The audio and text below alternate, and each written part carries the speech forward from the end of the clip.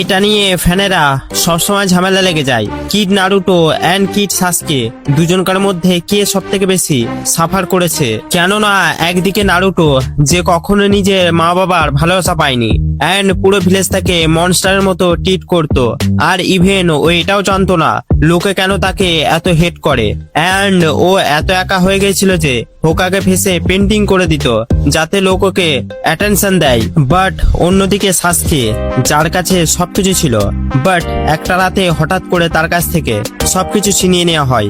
ভাবো তোমার কাছে কোনো জিনিস একটা আছে যেটাকে তুমি অনেক ভালোবাসো, বাট হঠাৎ করে যখন তোমার কাছ থেকে সেটা চলে যায় তখন অনেক খারাপ লাগে। প্লাস ইতাচি ওর মা বাবার ডেথ 72 ঘন্টা ধরে রিপিট মোডে দেখিয়েছিল, মানে ওর প্যারেন্টসকে 5,18,400 বার চোখের সামনে মরতে দেখায়, অ্যান্ড এটা অনেক বড় ট্রমা ছিল।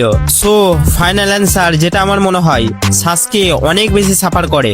এ বিষয়ে তোমার কি মতামত কমেন্টে জানাবে আর সাবস্ক্রাইবও করে দেবে।